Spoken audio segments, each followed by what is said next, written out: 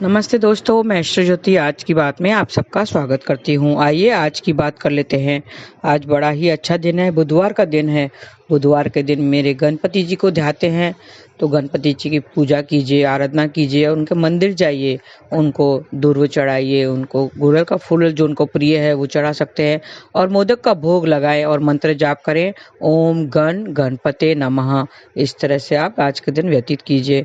और वास्तु से मैं शुरू करती हूँ, वास्तु की बात, फिर उसके बाद आज की खास बात, और कृष्ण कथा में मैं कुछ स्टोरीज बताऊंगी, कथाएं शुरू लेंगी। आज से मैं शुरू करती हूँ, तो आप अंत तक बने रहिए, तो आपको लाभ जरूर होगा।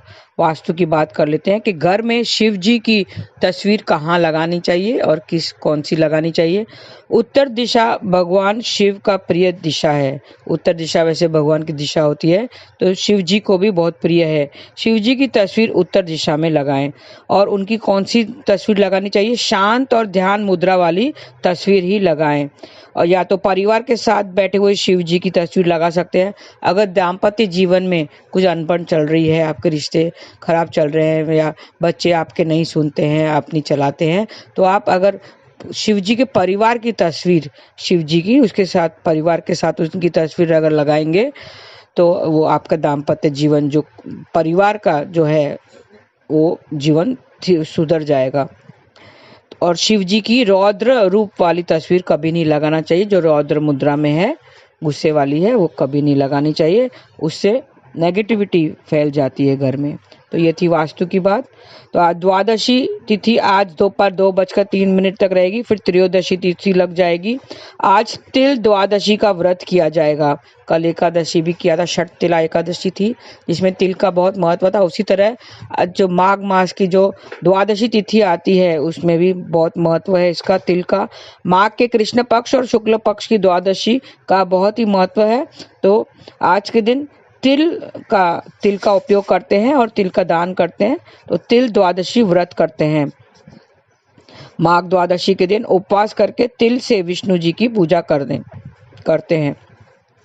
तिल का दान करना चाहिए, तिल खा भी सकते हैं, तिल का हवन करना चाहिए, और तिल का कुछ बना के चीजें वो भी दान करनी चाहिए। तिल का दान करना सबसे लाभप्रिय होता है, लाभकारिक होता है। माघ के शुक्ल पक्ष की द्वादशी तिथि 21 फरवरी को पड़ेगी, तो उस दिन भी आप तिल का दान या आप खा सकते हैं, तिल द्वादशी व्रत रख सकते हैं। आज उपवास न कर पाए हो तो 21 फरवरी को तिल द्वादशी का उपवास रखें। आज देर रात 2:50 तक वज्र योग रहेगा। इसमें वाहन, सोना या कपड़ा खरीदना अच्छा नहीं माना जाता है। सोना चोरी हो जाता है, कपड़ा फट जाता है, वाहन भी चोरी हो जाता है। तो आज के जो वज्र योग है, उसमें वाहन, सोना, कपड़े नहीं खरीदना चाहिए। आज से कल भोर 4:35 तक पूर्व आषाढ़ नक्षत्र रहेगा। पूर्व आषाढ़ नक्षत्र का स्वामी शुक्राचार्य है, और आज शुक्राचार्य की पूजा आराधना करनी चाहिए, उनका मंत्र जाप करना चाहिए। उनका मंत्र इस प्रकार है, ओम द्राम द्रीम द्रौम सह शुक्राय नमः। ऐसा आप मंत्र जाप करें। आज जल को व्यर्थ उपयोग से वरुण देव का दोष लगता है। आज वरुण देव का भी दिन है, और जल वरुण देव का प्रतीक है। वरुण देव मतलब जल का देवता माना जाता है। तो आज जल का दुरुपयोग नहीं करना चाहिए, उसे व्यर्थ नहीं गंवाना चाहिए। इस नक्षत्र के चारों चरण धनु राशि में आते हैं, और इसका संबंध जल वेतस के पेड़ से बताया गया। जल वेतस मतलब इंग्लिश में केन बोलते हैं। तो आज उसकी उपासना करें, और उसके किसी प्रकार की नुकसान नहीं पहुंचाना चाहिए। और आज प्रदोष व्रत भी किया जाएगा, क्योंकि शाम के समय त्रयोदशी तिथि लगेगी। त्रयोदशी में प्रदोष व्रत किया जाता है। आज भगवान शिव की पूजा आराधना करनी है। आज के व्रत से समस्याओं का समाधान भी निकलता है। सूर्योदय के बाद शाम के समय को प्रथम प्रहर को प्रदोष काल कहते हैं। त्रयोदशी की रात के पहले प्रहर को भेंट के साथ अगर शिव जी के दर्शन करें तो शुभ फल मिलते हैं। त्रयोदशी की रात के पहले प्रहर में भेंट के साथ शिव जी के दर्शन करने चाहिए। आज शाम को 5 रंगोली वाले रंग लेकर शिव जी के मंदिर जाएं, और एक गोल फूल की आकार वाली रंगोली बनानी है, और उसके रंगोली के बीचों बीच घी का दीपक जलाएं, तो आपकी खूब तरक्की होगी। हाथ जोड़कर शिव जी का आशीर्वाद लें। आज शमी पत्र पर साफ पानी से धो लें और शिवलिंग पर चढ़ाएं तो आपकी शत्रुओं से मुक्ति मिलेगी। अगर शत्रुएं आपको परेशान कर रहे हैं तो उससे मुक्ति मिलेगी। और आपको मंत्र जाप करना है ओम नमः शिवाय, ऐसा 11 बार जाप करना है। आज के दिन धतूरे के पत्ते को भी साफ पानी से धोएं और उसको शिवलिंग पर अर्पित करें तो मुकदमा अगर आपका चल रहा है तो उसमें जीत मिलेगी। शिव मंदिर में भगवान को सूखे नारियल अर्पित करें तो आपकी जो सेहत है वो अच्छी हो जाएगी, दुरुस्त हो जाएगी। सूखा नारियल आपको अर्पित करना है। स्वास्थ्य के लिए शिव जी से प्रार्थना भी करें और मंत्र जाप करें। आज शिव जी को दही में शहद मिलाकर भोग लगाने से दाम्पत्य जीवन अगर थोड़ा सा अनबन चल रही है तो उसमें मिठास आ जाएगी। भगवान के सामने हाथ जोड़कर प्रार्थना करें। 1.25 किलो चावल दूध शिव मंदिर में दान करें तो दाम्पत्य धन संपत्ति में वृद्धि हो जाएगी। पुजारी के पैर छूकर आशीर्वाद भी लेना है। शिव मंदिर में जाकर मूर्ति के सामने बैठ जाएं और ओम का ऐसा 5 बार उच्चारण करें। ओम स्वर का 5 बार उच्चारण करें तो सारी परेशानियां दूर हो जाएगी। शिव जी और माता पार्वती दोनों की साथ में एक तस्वीर को 7 बार मौली से लपेटें। 7 बार धागा लपेटते हुए उसे बीच में नहीं तोड़ना है और 7 बार लपेटते हुए मंत्र जाप करना है। धागा तोड़ने के बाद उसमें गांठ नहीं लगानी है। जब 7 बार लपेटने के बाद धागा तोड़ दें और उसमें गांठ नहीं लगानी है, ऐसे ही छोड़ दी है तो आपकी जारी परेशानियां दूर हो जाएगी। शाम को शिव मंदिर में घी और तेल का दीपक जलाना है। आपको बता दूं, घी का दीपक भगवान की प्रसन्नता के लिए होता है और तेल का दीपक अपने मनोकामना को पूर्ति के लिए होता है। घी के दीपक में रुई की खड़ी बत्ती लगानी चाहिए और तेल के दीपक में पड़ी हुई लेटी हुई बत्ती लगानी चाहिए तो आपकी सुख शांति मिलेगी। आज के दिन एक कटोरी में थोड़ा शहद लेना है और शहद निकालकर शिव जी को हाथ से निकालकर शिव जी को भोग लगाना है और फिर बाकी बचे हुए शहद को हाथों से अपने बच्चों को खिलाना है तो आपके बच्चों के साथ रिश्ते मजबूत होंगे और उनकी सेहत भी दुरुस्त होगी। दूध में थोड़ा सा केसर मिलाकर शिवलिंग पर चढ़ाएं तो हर कार्य में आपकी सफलता मिलेगी। दूध में केसर मिलाकर शिवलिंग पर चढ़ाने से सारे कार्यों में सफलता मिलेगी। और आपको मंत्र जाप करना है ओम नमः शिवाय, ऐसा मंत्र का जाप करें। भगवान शंकर को 11 बेल पत्र अर्पित करें तो बिजनेस में तरक्की होगी। शिव चालीसा का पाठ करना है। शिव जी के आगे बैठकर शिव चालीसा का पाठ करें और मंत्र जाप करें ओम नमः शिवाय। ऐसा करेंगे तो बिजनेस में आपकी खूब तरक्की होगी। तो ये छोटे से उपाय हैं, शिव जी के छोटे से उपाय हैं। आज शिव जी की पूजा आराधना करनी है क्योंकि आज प्रदोष व्रत है।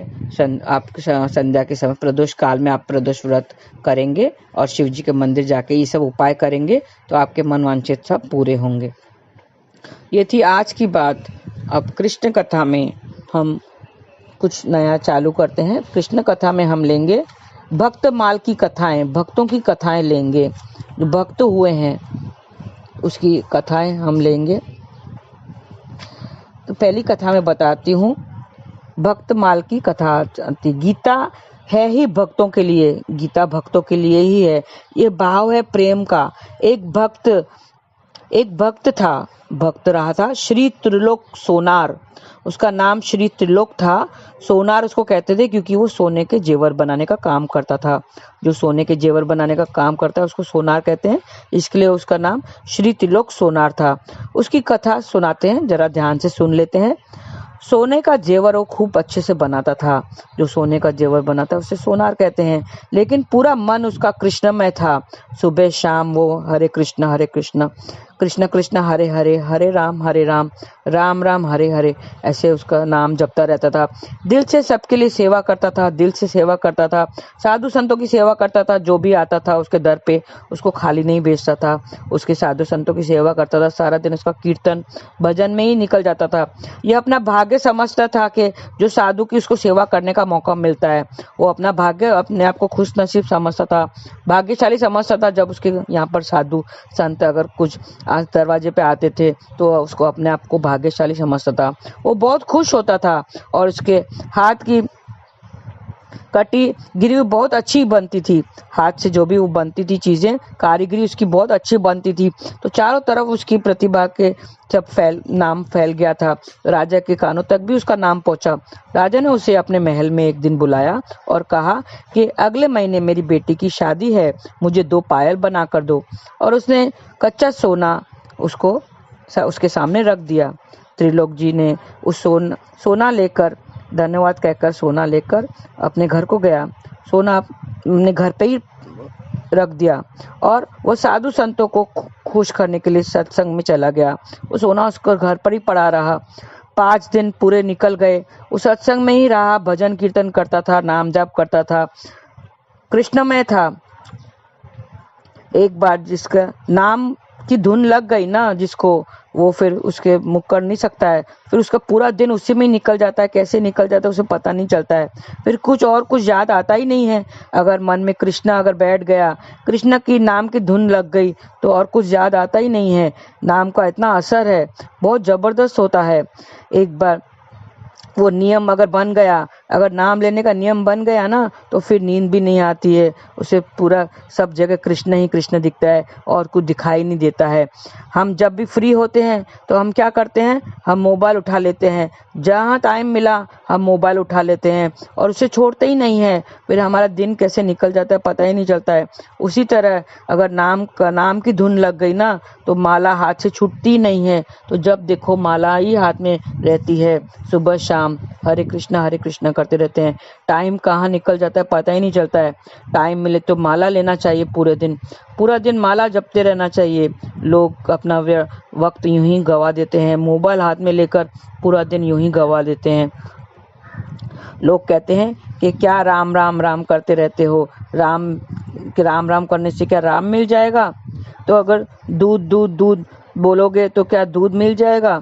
अगर किसी लोगों का नाम लिया ना, दूध एक स्थिर चीज है। अगर लोग का नाम लिया ना, किसी को अगर बुलाते हैं, सपोज सामने आपका कोई खड़ा है, मनीष वो बाजू उस तरफ देखता हुआ खड़ा है, तो आपने बुलाया ए मनीष, तो वो तुरंत ही पलट लेगा, क्योंकि वो उसका नाम है, क्योंकि वो चेतन मन है और वो सुनते ही तुरंत ही आप पलट लेगा। इसी तरह अगर भगवान का नाम लेंगे ना, तो वो आपके पास जरूर आ जाएगा। तो भगवान का नाम लेते रहना चाहिए। भगवान का नाम लेने से ही भगवान की प्राप्ति होती है। हाँ, इस कलयुग में कलयुग केवल नाम आधारा कहते हैं कि नाम लेते ही भगवान प्रकट हो जाता है। नाम ही तो भगवान है, नाम ही तो कृष्ण है। तो नाम जब करते करते अपने पाप कटे जाते हैं, जीव को मुक्ति मिलती है। तो राजा ने त्रिलोक को सोना दिया था कि बेटी के लिए पायल बनाने के लिए, लेकिन वो भूल गया। वो नाम जाप करते करते, सत्संग में जाते जाते भूल गया। त्रिलोक भूल गया। राजा ने दूसरे दिन उसको बुलाया के कहा, क्या मेरी बेटी का पायल बनी? तो वो उलझन में पड़ गया। उसने सोचा, अरे मैं तो कीर्तन में ही लगा रहा था सारा टाइम, मैं तो भूल ही गया। फिर उसने राजा से कहा, राजा आप चिंता मत करो, अब 2 दिन अभी बाकी है, मैं अपना दोनों पायल आपको बना के विवाह के पहले ही आपको दे दूंगा, आप चिंता मत करो। अगर पायल नहीं दे पाया तो मुझे मृत्युदंड दे देना। उसने ऐसे उसको सांत्वना दिया कि पायल बन जाएगी। फिर राजा ने उसे जाने की आज्ञा दी। जब त्रिलोक अपने घर पहुंचा तो घर में संतों को देखते ही वो सब फिर भूल गया और सत्संग में बैठ गया। और शादी का दिन आ गया। 2 दिन बीत गए, वो सत्संग में ही पड़ा रहा सारा दिन। शादी का दिन आया, पायल बनी ही नहीं। और त्रिलोक को याद आया कि अरे शादी का दिन आ गया है, पायल बनी ही नहीं है अभी तक। तो उसने कहा, हे ईश्वर, मैंने अभी तक पायल नहीं बनाई, अब राजा मुझे मृत्युदंड देगा, मैं क्या करूं? हे प्रभु, मैं क्या करूं? अब आप ही मेरी रक्षा करो। तो वो भयभीत हो गया और घर से बाहर निकल गया। भगवान कहते हैं कि तू मेरे नाम में तो मैं तेरे काम में, ऐसा कहा जाता है। भगवान कहते हैं अगर तू मेरा नाम में अगर पूरा दिन बिताएगा तो मैं तेरा काम कर दूंगा, तू मेरे नाम में तो मैं तेरे काम में। उसने डर के मारे वहां से चला गया। वो भगवान जान गया कि ये मेरे नाम में ही भूल गया है, ये मेरे नाम की धुन, मेरे नाम में इतना खो गया है, मेरे धुन में इतना खो गया है कि वो सब कुछ भूल गया है। तो ईश्वर ने क्या किया, ईश्वर को बुलाने लगा। मेरा भक्त तो संतों की सेवा में लगा है और वो घर छोड़कर चला गया। भक्तों को नाम जाप, हरि कथा, इसमें ही अपना सारा आनंद आता है। भक्तों को इसमें ही आनंद आता है, वो सब कुछ भूल जाते हैं। तो भगवान ने क्या किया, त्रिलोक का रूप लेकर, भगवान ने श्री त्रिलोक का रूप लेकर एक क्षण में ही पायल बना दी। हाँ, वो अगर चाहे तो एक क्षण में ही बन जाती है, वो कुछ भी कर सकता है। वो राजा के पास त्रिलोक के रूप धारण करके वो राजा के पास गया और कहा, राजा ये लो आपकी पायल, ये 2 पायल मैंने बना दी है, टाइम से पहले मैंने बना दी है। भगवान स्वयं उसका रूप लेकर उसकी रक्षा के लिए पहुंच गया, त्रिलोक की रक्षा के लिए पहुंच गया। राजा के सामने गया, राजा ने देखा कि अरे इतनी सुंदर पायल, क्योंकि उसने भगवान ने बनाई थी तो सुंदर तो होगी ही, सबसे पूरी दुनिया भर में सुंदर पायल बनाई थी। इतनी सुंदर पायल उसने आज तक नहीं देखी। राजा ने कहा कि त्रिलोक जी, आपने जो आज पायल बनाई है, इसके बदले में मैं आपको खूब इनाम दूंगा, आपको खूब इनाम मिलेगा। आपने मुझे खुश कर दिया है, आपको मैं खूब धन दूंगा। राजा ईश्वर को धन दे रहा है, देखा, राजा ईश्वर को धन दे रहा है। जिसने अपने भक्तों की रक्षा की, राजा उसको धन दे रहा है। भगवान कहते हैं, जो भक्ति का चश्मा लगाते हैं उसे ठाकुर के स्पष्ट दर्शन होते हैं। हमने चश्मा लगाया है संसार का, हम क्या करते हैं, हमने चश्मा लगाया है संसार का, तो हमें सिर्फ संसार की ही वस्तु नजर आती है। लेकिन जो ईश्वर, उसे ईश्वर नहीं दिखता है। जिसे संसार की वस्तु दिखती है उसे ईश्वर नहीं दिखता है। अगर हम भक्ति का चश्मा लगाएंगे, हम भक्ति का चश्मा लगाकर देखेंगे तो हमें ईश्वर स्पष्ट दिखाई देगा। राजा ने सोनार को बहुत सारा सोना दिया, धन दिया, तो भगवान ने उसके घर भर गया, उसका घर भर गया। तो साधु संतों ने भोजन के लिए वहां आए, जब उसके घर में, त्रिलोक के घर भोजन करने के बुलाया, राजा ने त्रिलोक ने संतों को भोजन करने के लिए बुलाया और उसको घर भर दिया, धन धान्य से भर दिया। साधु संत देखकर सब खुश हो गए। साधु संतों को बुलाकर उसने भोजन करवाया। भक्तों को घर से बाहर, वो भक्त तो घर से बाहर था, श्री त्रिलोक सोनार तो घर से बाहर चला गया था। उसे कुछ पता ही नहीं चला कि भगवान ने स्वयं उसका रूप धारण करके उसका सारा कार्य कर दिया है। भगवान स्वयं ब्राह्मण बनकर त्रिलोक के पास गया, जहाँ त्रिलोक था ना घर से बाहर। तो भगवान ने क्या किया, अभी उसको बताने के लिए कि तुम्हारा घर सब भर गया है, धन धान्य से भर गया है, तो उसने ब्राह्मण का रूप धारण किया और उसके पास गया, त्रिलोक सोनार के पास गया और उसके पास जाते और मालपुआ, सीरा, हलवा, ये लो मालपुआ, सीरा, हलवा और खा लो। वो कहता है कि मैं भक्त सोनार के घर गया था, वहां से ये सब खाने को मिला है। उसका तो घर पूरा धन धान्य से भर गया है। तुम्हें पता है, वो तो बहुत सुंदर पायल बनाकर उसने राजा को दिया था और राजा वो पायल देखकर बहुत प्रसन्न हुआ और उसे खूब इनाम दिया, उसको खूब सम्मान किया और उसका पूरा घर धन धान्य से भर दिया। त्रिलोक जी ने कहा कि मैं ही तो हूँ सोनार, मैं ही तो हूँ त्रिलोक सोनार।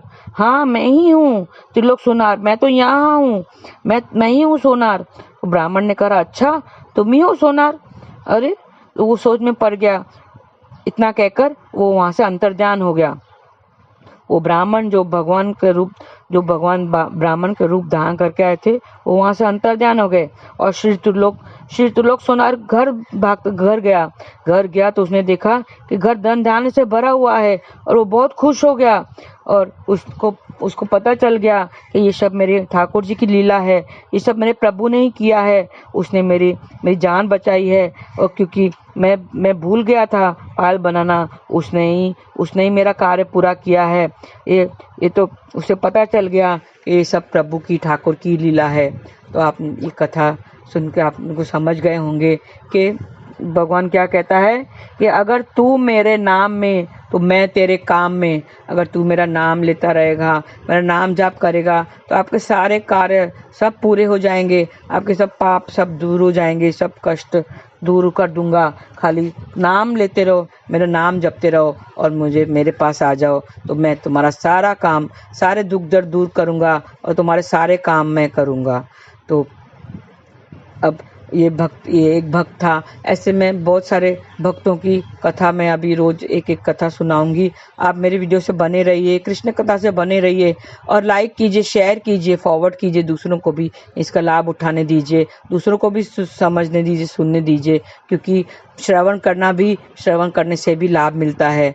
तो आज के लिए बस इतना ही। नाम जाप करते रहिए। हरे कृष्ण कृष्ण कृष्ण हरे हरे, हरे राम राम राम हरे हरे। धन्यवाद। आज का दिन शुभ रहे। हरे कृष्णा।